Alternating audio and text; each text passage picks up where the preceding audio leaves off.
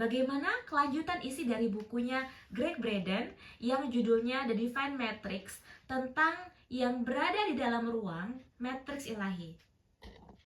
Hai teman-teman semua, kembali lagi bersama Diary Fanny.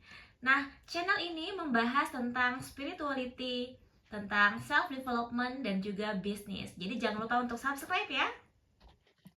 Baik, yuk kita lanjutkan pembacaan dari lanjutan dari yang berada di dalam ruang matriks ilahi. Gimana? Simak ya. Pada pokoknya, peralatan yang digunakan Michelson dan Morley tidak bisa mendeteksi angin ether. Menemukan suatu kondisi semacam ketiadaan angin, baik eksperimen tahun 1881 maupun 1887, agaknya mengarah pada satu kesimpulan. Tidak ada ether. Michelson menguraikan hasil percobaan yang disebut eksperimen gagal paling sukses dalam sejarah di American Science Journal yang bergengsi.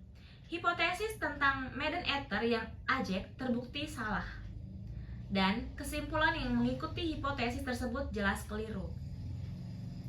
Meskipun disebut sebagai kegagalan untuk membuktikan eksistensi ether, eksperimen itu sesungguhnya menunjukkan betapa medan ether bisa tidak bersifat seperti apa yang dibayangkan para ilmuwan. Hanya karena tidak ada gerakan yang terdeteksi, bukan berarti tidak ada ether di sana. Analogi untuk hal ini bisa dipahami dengan menahan tangan Anda di atas kepala untuk memeriksa angin. Menyimpulkan bahwa tidak ada angin karena Anda tidak merasakan hembusannya. Setali tiga uang dengan proses berpikir di balik kesimpulan eksperimen tahun 1887.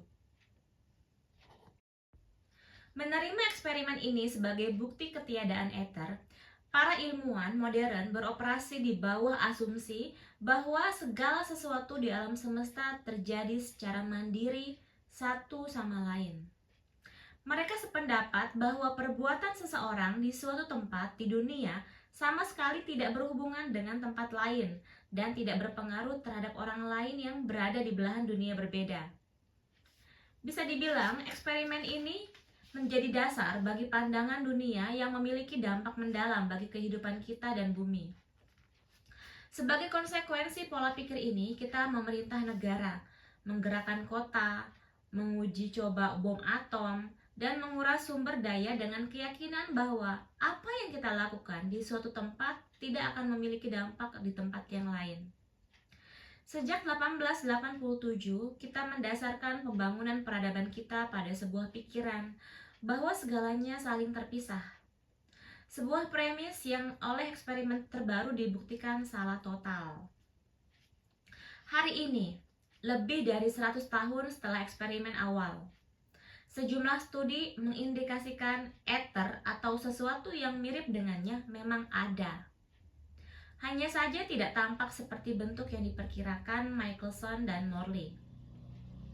Berbekal keyakinan bahwa medan ini tak bergerak dan terbentuk dari listrik dan magnetisme, seperti halnya bentuk-bentuk energi lain yang ditemukan pada pertengahan 1800-an, mereka mencari ether menggunakan cara yang sama dengan upaya mencari bentuk energi konvensional.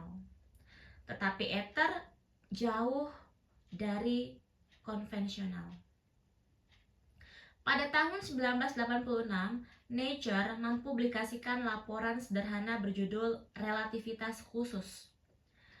Mengandung implikasi yang mengguncang fondasi eksperimen Michelson-Morley dan juga semua yang diyakini terkait hubungan kita dengan dunia. Laporan itu memaparkan eksperimen dari ilmuwan bernama E. W. Silvertooth yang disponsori Angkatan Udara Amerika Serikat. Menduplikasi eksperimen 1887, tetapi dengan perlahan yang jauh lebih sensitif, Silvertooth mendeteksi pergerakan di medan ether. Lebih jauh lagi, gerakan itu terkait dengan gerakan bumi melalui ruang angkasa sebagaimana yang sudah diperkirakan. Eksperimen ini dan sejumlah eksperimen lain setelahnya menunjukkan bahwa ether memang ada, seperti yang diyakini Planck pada tahun 1944. Meskipun eksperimen modern terus mengindikasikan keberadaannya, bisa diperkirakan bahwa medan tersebut tidak akan lagi disebut ether. Dalam lingkaran masyarakat ilmiah, dengan hanya menyebutkan kata itu saja, niscaya muncul beragam ungkapan, mulai dari pseudoscience sampai omong kosong. Seperti akan kita lihat pada bab 2, eksistensi medan universal yang menyelimuti dan merembesi dunia kita kini dibahas dengan istilah yang sangat berbeda. Eksperimen yang membuktikan eksistensi medan ini sangat baru, sehingga belum ada sebutan tunggal yang dipilih. Terlepas dari bagaimana kita menyebutnya, yang jelas ada sesuatu di sana. Sesuatu yang menghubungkan segala sesuatu di dunia kita, melampaui dan mempengaruhi kita melalui cara-cara yang baru yang mulai kita pahami. Jadi sesuatu yang menghubungkan segala sesuatu di dunia kita, melampaui dan mempengaruhi kita melalui cara-cara baru mulai kita pahami. Lalu, bagaimana hal ini bisa terjadi? Bagaimana bisa kita melewatkan satu kunci penting untuk memahami cara alam semesta bekerja? Jawaban atas pertanyaan ini menyentuh bagian inti pencarian yang menimbulkan kontroversi paling intens dan debat paling panas di antara para pemikir hebat 2 abad belakangan. Perselisihan yang masih berlanjut sampai sekarang. Semuanya terkait dengan cara kita memandang diri kita di dunia dan interpretasi kita terhadap cara pandang tersebut. Kuncinya adalah energi yang menghubungkan segala sesuatu di semesta juga merupakan bagian dari hal-hal yang dihubungkannya. Aku ulangi sekali lagi, kuncinya adalah energi yang menghubungkan segala sesuatu di semesta juga merupakan bagian dari hal-hal yang dihubungkannya. Alih-alih menganggap medan tersebut terpisah dari realitas keseharian, eksperimen membuktikan bahwa dunia yang terlihat biasa ini sebenarnya berasal dari medan yang sama. Seakan-akan selimut matriks ilahi dibentangkan secara halus di sepanjang alam semesta, dan sesekali ia mengkerut di sana-sini menjadi bebatuan, pepohonan, planet, atau seseorang yang kita kenali. Pada akhirnya, segala sesuatu hanyalah riak-riak kecil di medan ini, dan pergeseran pola pikir ini menjadi kunci untuk menarik kekuatan matriks ilahi dalam hidup kita. Namun, untuk melakukannya, kita harus memahami mengapa para ilmuwan melihat dunia sebagaimana mereka melihatnya saat ini. Sejarah singkat fisika, aturan yang berbeda untuk dunia yang berbeda.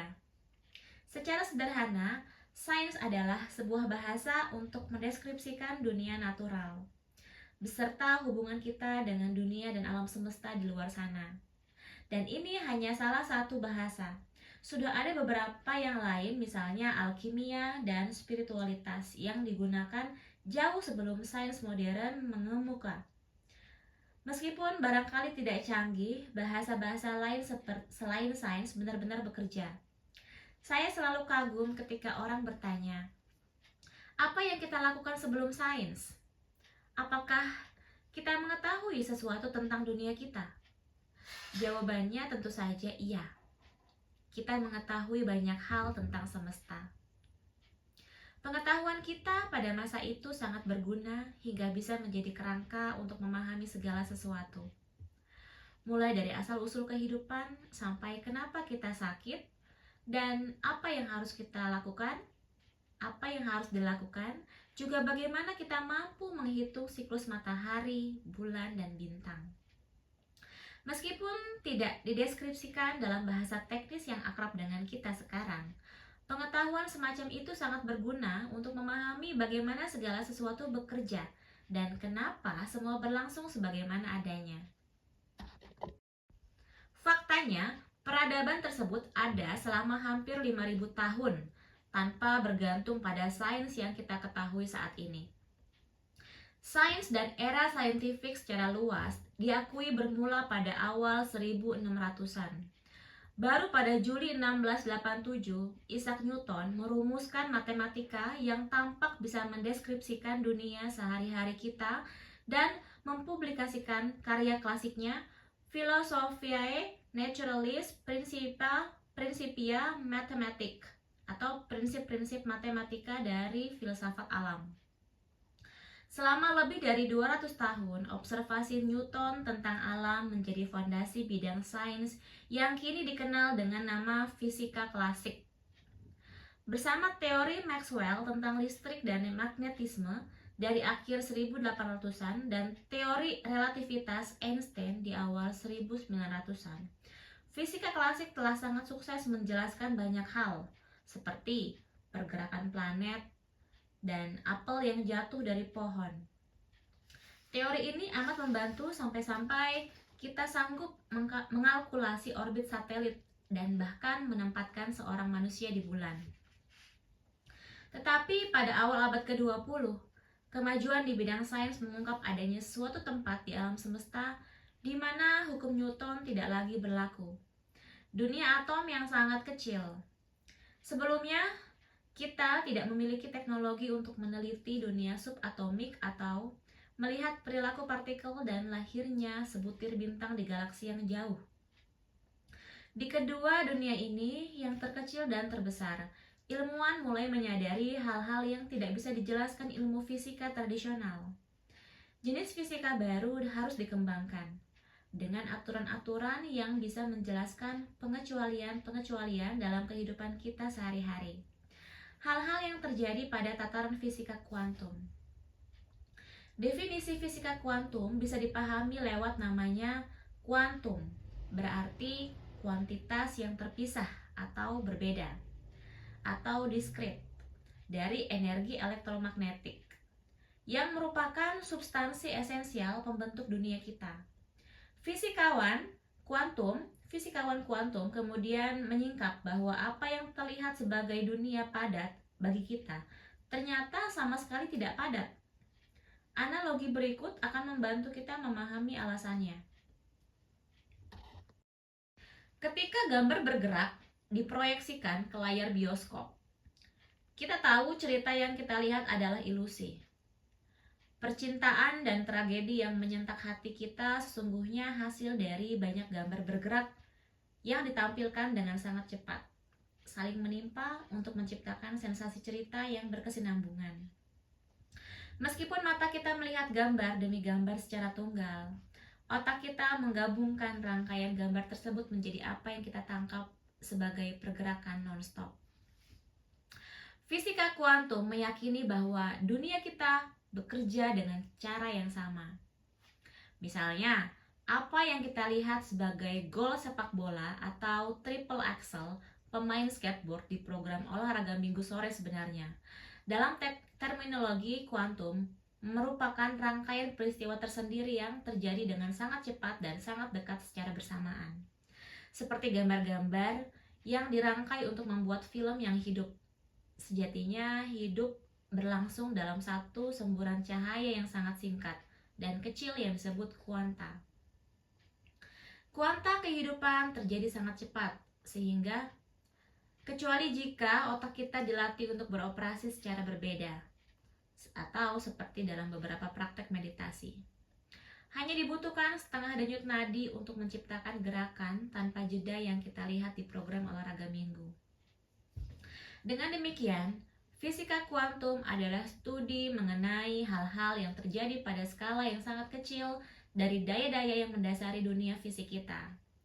Perbedaan cara kerja kuantum dan dunia keseharian telah melahirkan dua sudut pandang di antara ilmuwan fisika kontemporer, yaitu fisika klasik dan fisika kuantum. Masing-masing memiliki teori sendiri untuk mendukung cara pandangnya. Adapun tantangan terbesarnya adalah mengawinkan dua sudut pandang yang sangat berbeda ini ke dalam cara pandang tunggal tentang alam semesta. Sebuah teori yang terpadu. Untuk melakukannya dibutuhkan eksistensi dari sesuatu yang mengisi apa yang kita anggap ruang kosong.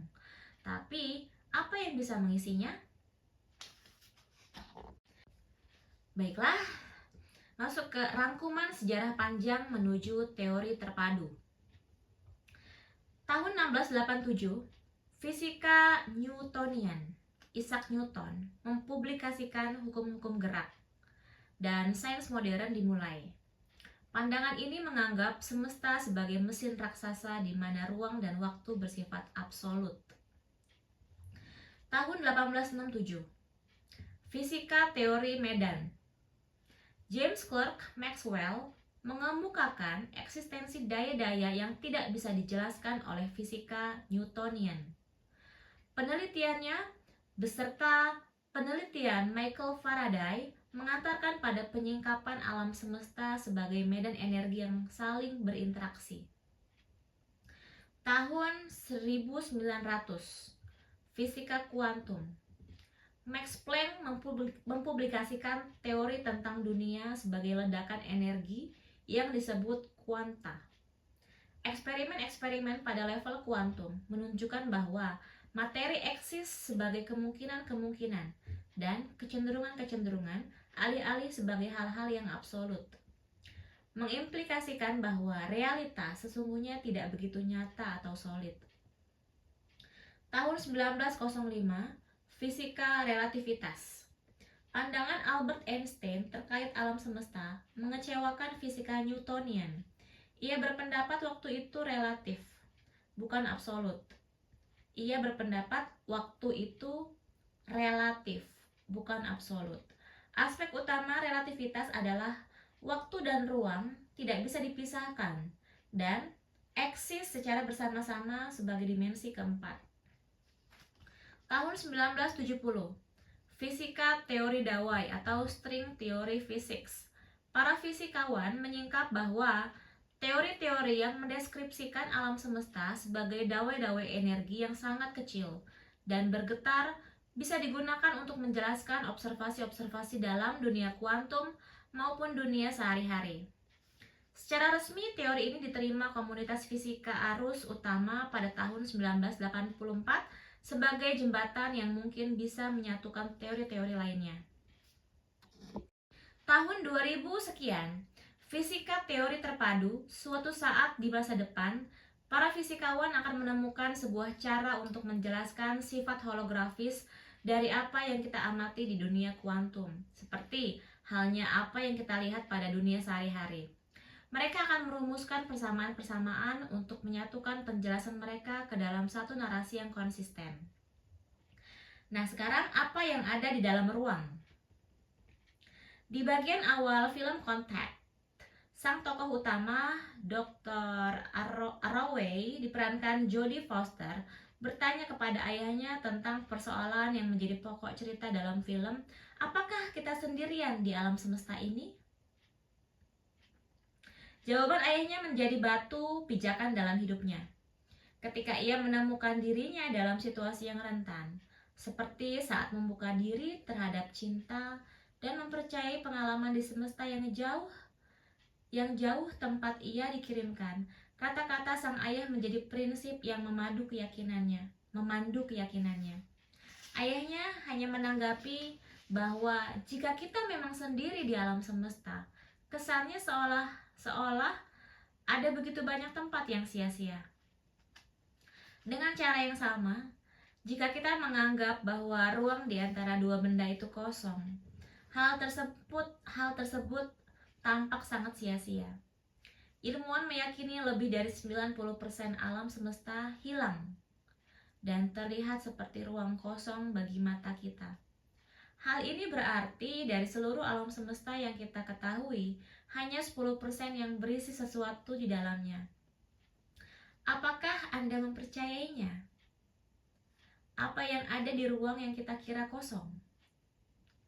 Jika ruang itu benar-benar kosong, ada satu pertanyaan yang harus dijawab. Bagaimana gelombang energi yang mengirimkan berbagai hal, mulai dari panggilan telepon sampai pantulan cahaya yang menghantarkan kata-kata di halaman ini ke mata Anda, berpindah dari satu tempat ke tempat lainnya, seperti air yang membawa riak menjauh dari tempat batu dilemparkan di kolam. pasti ada sesuatu yang menyampaikan getaran kehidupan dari satu titik ke titik lainnya. Namun, agar semua menjadi lebih jelas, kita harus menjungkirkan salah satu prinsip kunci sains modern. Keyakinan bahwa ruang angkasa itu kosong, tidak ada isinya. Ketika pada akhirnya kita mampu memecahkan misteri tentang apa yang menyusun semesta, berarti kita mengambil langkah besar untuk memahami diri sendiri dan hubungan kita dengan dunia di sekitar kita. Pertanyaan ini seperti kita tahu sama tuanya dengan usia manusia. Dan jawabannya bisa jadi sudah ada bersama kita. Kesadaran bahwa kita terkoneksi dengan semesta, dunia kita, serta satu sama lain bukanlah hal yang baru. Mulai dari sejarah pribumi yang dipahat di dinding tebing di Australia, sekarang dipercaya berusia lebih dari 20.000 tahun, sampai kuil-kuil Mesir kuno dan seni batu di Amerika Barat Daya. Meskipun kini keyakinan tersebut tampak jauh lebih kuat dibanding sebelumnya, apa tepatnya yang menghubungkan kita terus menjadi subjek kontroversi dan perdebatan? Agar kita bisa terkoneksi, pasti ada sesuatu yang menghubungkan. Mulai dari pujangga dan filsuf sampai ilmuwan dan mereka yang mencari jawaban melampaui ide-ide yang diterima pada masanya.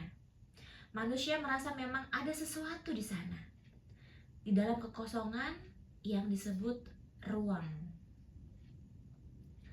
Fisikawan Konrad Vogel atau tahun 1858 sampai 1936 mengajukan pertanyaan yang sangat gamblang tentang makna ruang itu sendiri. Pertimbangkan apa yang akan terjadi jika kamu menghilangkan ruang di antara materi. Semua yang ada di semesta akan mengkerut secara bersamaan menjadi satu volume yang tidak lebih besar dari sebutir debu. Ruang menjaga agar segala sesuatu tidak terjadi di tempat yang sama. Dan antropolog perintis kajian evolusi manusia, Louis Leakey, pernah berkata, tanpa pemahaman tentang siapa jati diri kita, kita tidak akan pernah benar-benar berkembang. Pernyataan ini benar adanya. Cara melihat diri kita di masa lalu sangat berpengaruh dalam membawa kita ke tempat kita sekarang. Kini waktunya untuk membuka gerbang menuju cara pandang baru terhadap diri kita. Cara pandang yang terbuka terhadap kemungkinan yang lebih besar. Barangkali keengganan menerima keberadaan ruang yang terisi kekuatan cerdas dan kita menjadi bagian dari ruang tersebut telah menjadi batu sandungan terbesar dalam memahami jati diri kita dan bagaimana sebenarnya alam semesta bekerja. Pada abad ke-20, sains modern mungkin telah menemukan isi ruang kosong tersebut. Medan energi yang berbeda dari bentuk energi lainnya. Seperti yang dimaksud di dalam jala indra dan ether Newton, energi ini tampak berada di semua tempat, selalu ada dan telah ada sejak permulaan masa. Pada perkuliahan tahun 1928, Albert Einstein berkata, menurut teori relativitas umum, tak mungkin ada ruang tanpa ether. Karena di dalam ruang semacam itu, atau yang tanpa ether, bukan hanya tidak akan ada perambatan cahaya, melainkan juga tidak memungkinkan eksisnya standar-standar ruang dan waktu. Max Planck menyebutkan bahwa eksistensi medan tersebut mengisyaratkan adanya suatu kecerdasan yang bertanggung jawab atas dunia fisik kita. Kita harus berasumsi bahwa di balik kekuatan ini terdapat eksistensi pikiran yang sadar dan cerdas. Ia menyimpulkan, pikiran inilah matriks semua materi. Kita masuk ke ekor singa Einstein. Ketika membahas celah kosmik antara bintang-bintang dan galaksi-galaksi yang jauh maupun ruang sangat sempit di antara serumpun energi yang membentuk sebuah atom, kita biasanya mempersepsi ruang di sela benda-benda sebagai kekosongan. Ketika mengatakan sesuatu itu kosong, kita cenderung menganggap tidak ada apa-apa di sana. Sama sekali tidak ada isinya. Tak diragukan lagi untuk mata yang tidak terlatih Apa yang kita sebut ruang tentu terlihat kosong. Tapi, seberapa kosong? Lantas, jika dipikirkan lebih lanjut, apa makna hidup dalam dunia ini? Apa makna hidup dalam dunia di mana ruang di antara materi berisi kehampaan belaka? Pertama-tama, mustahil menemukan tempat semacam itu di dalam semesta karena satu alasan. Seperti sering dikatakan, alam tidak menyukai kevakuman. Meskipun misalnya kita mampu memindahkan diri kita secara magis ke tempat semacam itu, seperti apa kehidupan nantinya di sana? Seperti apa kehidupan nantinya di sana? Mula-mula, tempat tersebut pasti sangat gelap. Meskipun kita bisa menyalakan senter, cahayanya tidak akan bisa menyebar kemanapun karena tidak ada yang bisa dilewati gelombang cahaya. Ini ibarat melemparkan batu ke kolam kosong. Kemudian kita mencari riak air di permukaannya. Batu itu akan sampai ke dasar dengan ada atau tiadanya air di sana. Tapi tidak akan ada gelombang karena riak yang seharusnya menyebar akibat tumpukan batu dengan air tidak memiliki medium untuk bergerak. Dengan alasan yang sama, dunia rekaan kita itu akan menjadi sangat sunyi. Suara harus berpindah melalui suatu bentuk medium agar bisa terdengar. Hampir setiap bentuk energi yang kita ketahui saat ini, mulai dari hembusan angin sampai panasnya matahari, tak akan bisa eksis karena medan listrik, medan magnet, medan radiasi, dan bahkan gravitasi tidak akan memiliki makna yang sama dalam sebuah dunia yang ruangnya benar-benar tanpa apapun. Untungnya, kita tidak perlu berspekulasi tentang akan seperti apa dunia tersebut, sebab ruang yang mengelilingi kita sama sekali tidak kosong. Terlepas dari bagaimana kita menyebutnya atau bagaimana sains dan agama mendefinisikannya, jelas ada suatu medan atau kehadiran yang merupakan jaring-jaring agung yang mengoneksikan segala sesuatu yang tercipta dan menyambungkan kita dengan kekuatan tertinggi dari sebuah dunia yang lebih agung. Pada awal abad ke-20, Einstein memberikan referensi terkait kekuatan misterius yang ia yakini berada di dalam apa yang kita lihat sebagai alam semesta yang mengepung kita. Alam hanya memperlihatkan kepada kita ekor singa, ujarnya, seolah menyatakan ada sesuatu yang lebih dari apa yang tampak sebagai realitas. Meskipun kita tidak bisa melihatnya melalui titik kosmik tertentu, dengan fasih Einstein kemudian mengelaborasi analoginya mengenai kosmos. Saya tidak ragu bahwa ekor ini milik singa. Meskipun ia tidak bisa menunjukkan dirinya sekaligus karena ukurannya sangat besar. Di sejumlah tulisan terakhirnya, Einstein kerap mengatakan terlepas dari siapa dan apa peran kita di dalam semesta, kita semua tunduk pada sebuah kekuatan yang lebih besar. Manusia, sayuran, ataupun debu kosmik semuanya menari dalam alunan musik misterius. Dikumandangkan dari jarak jauh oleh seorang peniup seruling gaib. Kemudian, lewat pernyataan tentang kecerdasan yang menguasai seluruh ciptaan, Planck mendeskripsikan energi dari singa Einstein. Dengan melakukan itu, ia menyalakan api kontroversi yang terus berkobar dan semakin berkobar daripada sebelumnya. Intinya, ide-ide lama tentang apa yang menyusun dunia kita dan realitas alam semesta telah terlupakan.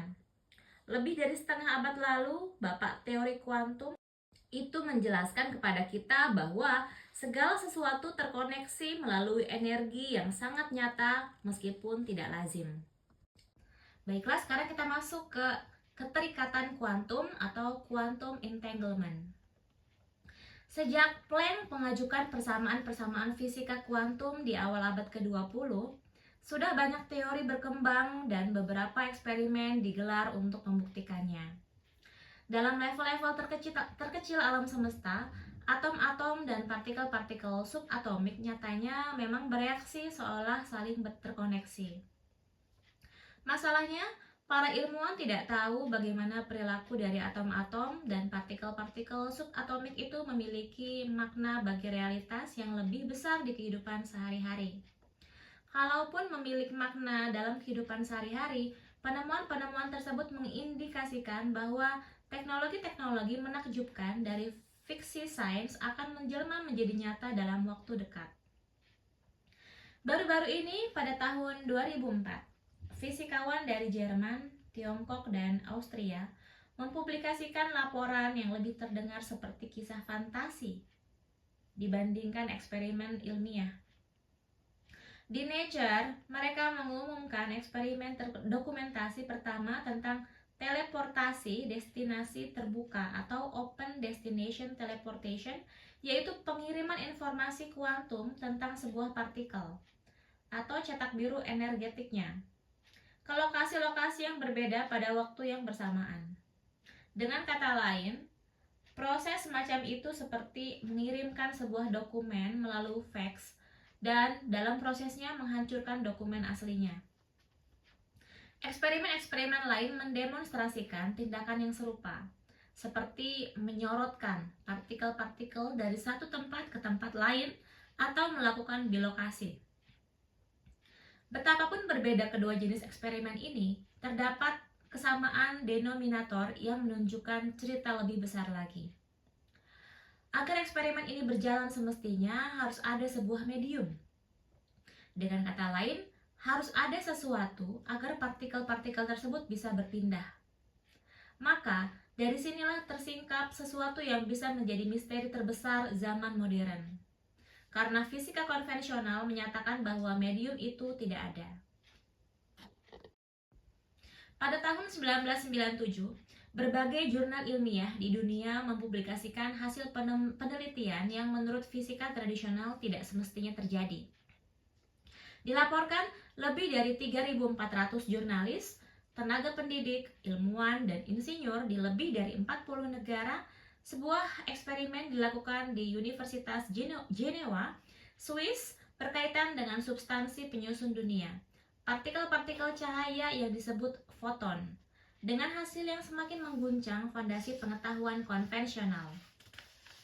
Secara spesifik, para ilmuwan telah memecah sebuah foton menjadi dua partikel terpisah, menciptakan kembaran dengan unsur-unsur yang identik. Selanjutnya, menggunakan peralatan yang dikembangkan untuk eksperimen tersebut, mereka menembakkan kedua partikel tersebut agar saling menjauh.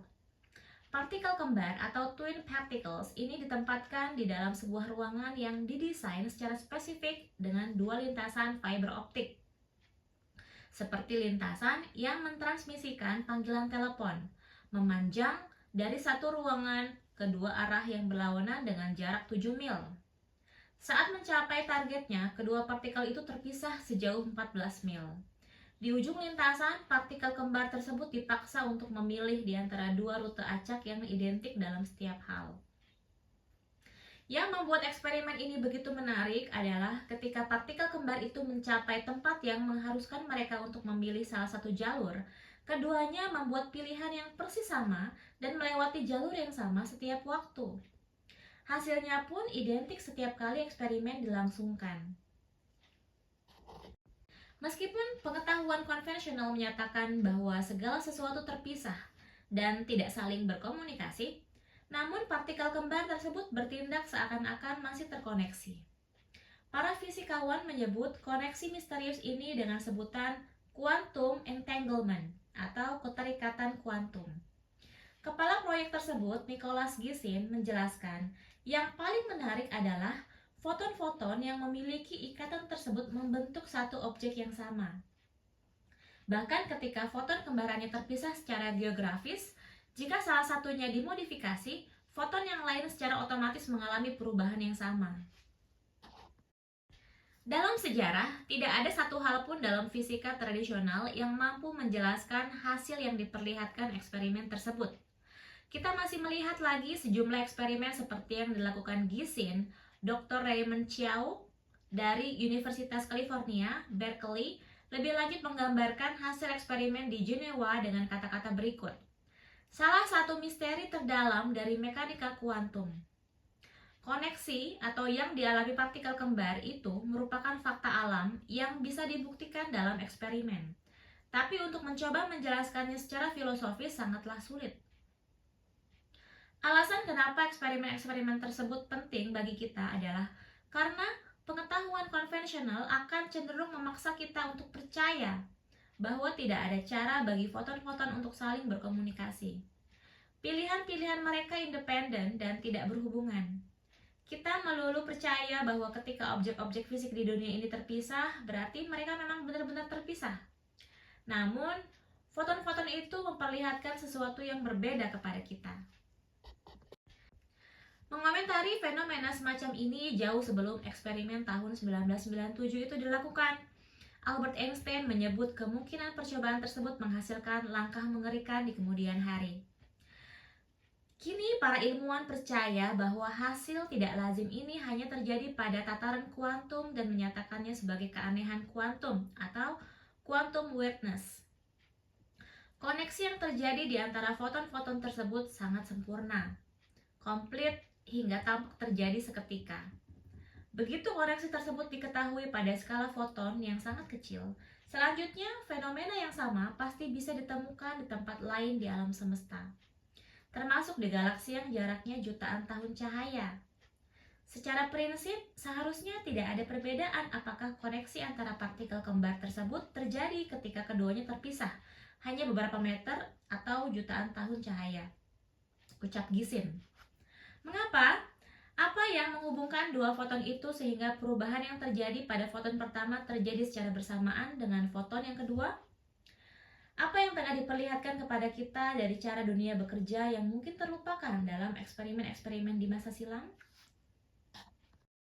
Untuk menjawab pertanyaan-pertanyaan semacam itu, mula-mula kita harus memahami dari mana matriks ilahi berasal. Dan untuk melakukannya, kita harus mengambil langkah mundur yang sangat jauh ke sebuah masa yang dipercaya ilmuwan barat sebagai permulaan segalanya, atau setidaknya permulaan alam semesta sebagaimana kita mengenalnya.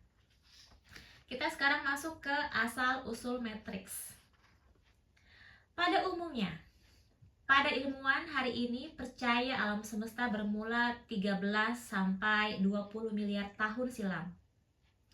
Dari ledakan raksasa yang jauh berbeda dengan semua yang pernah terjadi sebelumnya atau telah ada semenjak itu. Meskipun terdapat beberapa teori yang bertentangan mengenai ketepatan waktu dan apakah terjadi ledakan tunggal atau berkali-kali, tampaknya ada persetujuan umum bahwa alam semesta bermula dari pelepasan energi maha dahsyat pada masa yang sangat lampau. Pada tahun 1951, astronom Fred Hoyle membuat istilah yang masih digunakan sampai sekarang untuk ledakan tak terduga itu, Big Bang atau dentuman agung. Para ilmuwan telah memperkirakan dalam waktu kurang dari 1 detik sebelum Big Bang terjadi, seluruh semesta kita jauh lebih kecil dari semesta kini. Model-model komputer menyingkap bahwa ia sangat kecil, bahkan sesungguhnya terkompresi secara ketat ke dalam satu bola yang amat kecil. Dengan seluruh ruang kosong dihilangkan dari apa yang kita lihat sebagai semesta kini. Bola tersebut dipercaya hanya berukuran sebutir kacang hijau. Wow, kecil banget ya. Meskipun tampak sangat kecil, bagaimanapun juga semesta itu sama sekali tidak dingin. Model-model tersebut mengindikasikan suhu di dalam ruang padat itu tak terbayangkan mencapai 18 miliar juta derajat Fahrenheit. Berkali-kali lebih panas ketimbang suhu matahari saat ini. Dalam waktu kurang dari 1 detik setelah Big Bang terjadi, simulasi komputer memperlihatkan bahwa temperaturnya bisa mendingin sampai sekitar 18 miliar derajat. Lalu alam semesta kita pun terlahir. Daya Big Bang yang mengoyak kekosongan saat itu tidak sekedar membawa panas dan cahaya seperti yang kita perkirakan. Ia juga meledak sebagai pola energi yang menjadi cetak biru dari semua yang ada saat ini dan semua yang akan ada. Pola inilah yang menjadi subjek mitologi kuno wejangan abadi, dan kebijaksanaan mistik. Lewat beragam nama, mulai dari Jala Indra di Sutra Buddha sampai jaring nenek laba-laba dalam tradisi suku Hopi, gema dari pola tersebut tetap terasa sampai detik ini. Jaring-jaring energi ini terus berkembang di seluruh kosmos sebagai esensi kuantum dari segala sesuatu, termasuk diri kita dan lingkungan sekitar. Energi ini mengoneksikan kehidupan kita sebagai matriks ilahi. Esensi ini juga berperan sebagai cermin multidimensi, memantulkan kembali kepada kita apa yang kita ciptakan di dalam emosi dan keyakinan kita sebagai dunia kita. Lihat bagian ketiga nanti. Bagaimana kita bisa yakin bahwa segala sesuatu di alam semesta benar-benar terkoneksi? Untuk menjawab pertanyaan tersebut, mari kembali ke Big Bang dan eksperimen-eksperimen Universitas Jenewa di bagian sebelumnya. Meskipun eksperimen-eksperimen itu terlihat berbeda satu sama lain, ada suatu kesamaan yang samar. Pada masing-masing eksperimen, koneksi yang dieksplorasi berada di antara dua objek yang tadinya menyatu secara fisik. Dua objek itu adalah partikel kembar yang berasal dari foton tunggal yang dipecah menjadi dua. Dan ini dilakukan untuk memastikan keduanya sama persis dalam segala aspek. Fakta bahwa foton-foton atau partikel-partikel dari Big Bang pernah menyatu secara fisik merupakan kunci konektivitas keduanya. Sekali sesuatu pernah menyatu, ia akan selalu terkoneksi dengan kesatuannya, baik secara fisik ataupun tidak. Masuk ke kunci keempat. Sekali sesuatu pernah menyatu, ia akan selalu terkoneksi dengan kesatuannya, baik secara fisik ataupun tidak. Oke, ini bisa digarisbawahi. Jadi kunci keempat adalah sekali sesuatu pernah menyatu, ia akan selalu terkoneksi dengan kesatuannya, baik secara fisik ataupun tidak. Inilah kunci dari diskusi kita terkait argumen yang sangat penting namun sering diabaikan. Sebesar apapun alam semesta terlihat pada kita saat ini, dan meskipun dibutuhkan miliaran tahun cahaya agar cahaya sebutir bintang terjauh bisa mencapai mata kita, dulu pada suatu masa seluruh materi di alam semesta diremas ke dalam sebuah ruang yang sangat kecil. Dalam proses peremasan yang susah dibayangkan ini, segala sesuatu menyatu secara fisik. Saat Big Bang menyebabkan alam semesta kita mengembang, partikel-partikel materi tersebut menjadi terpisah oleh ruang yang maha luas. Eksperimen ini menyatakan, terlepas dari seberapa besar ruang yang memisahkan dua objek, sekali dipersatukan, mereka akan selalu terkoneksi. Ini menjadi cukup alasan untuk mempercayai bahwa ikatan yang menghubungkan setiap partikel yang terpisah saat ini juga berlaku untuk hal-hal pada alam semesta kita yang dulu terkoneksi sebelum Big Bang. Secara teknis, segala sesuatu yang terhimpun di dalam kosmos sebesar kacang hijau 13-20 miliar tahun lalu masih terkoneksi. Dan energi yang menghubungkannya itu yang disebut Planck sebagai matriks segala sesuatu. Saat ini, sains modern telah menyempurnakan pemahaman kita tentang matriks Planck dengan mendeskripsikannya sebagai sebentuk energi yang berada di mana-mana, selalu ada sejak terjadinya Big Bang. Eksistensi medan energi ini memberikan arti bagi tiga prinsip yang memiliki efek langsung terkait cara hidup kita. Segala sesuatu yang kita lakukan, apa yang kita yakini, dan bahkan bagaimana perasaan kita sehari-hari. Prinsip-prinsip ini secara langsung berlawanan dengan banyak keyakinan yang sudah mapan baik di dalam sains, konvensional maupun agama. Tetapi pada saat yang sama, prinsip-prinsip inilah yang membuka pintu menuju cara memandang dunia dan menjalani hidup yang berdaulat dan kukuh. Yang pertama, prinsip pertama menyatakan karena segala sesuatu berada di dalam matriks ilahi. Aku ulangi, yang pertama, prinsip pertama menyatakan karena segala sesuatu berada di dalam matriks ilahi, maka semuanya saling terkoneksi. Jika demikian, perbuatan kita di satu bagian kehidupan pasti memiliki dampak dan pengaruh di bagian kehidupan lainnya. Nomor 2, prinsip kedua menyatakan matriks ilahi bersifat holografis. matriks ilahi bersifat holografis. Artinya, setiap bagian dari sebuah medan energi mengandung seluruh bagian dari medan energi tersebut. Sebagaimana kesadaran sendiri diyakini holografis. Maka, ini bermakna bahwa doa yang kita panjatkan di ruang keluarga, misalnya, telah sampai seketika itu juga kepada orang-orang tercinta yang kita doakan. Dengan kata lain, kita tidak perlu mengirimkan doa kita kemanapun, karena doa kita sudah berada di mana-mana. Nomor 3, prinsip ketiga menyatakan masa lalu, masa sekarang, dan masa depan berkaitan erat.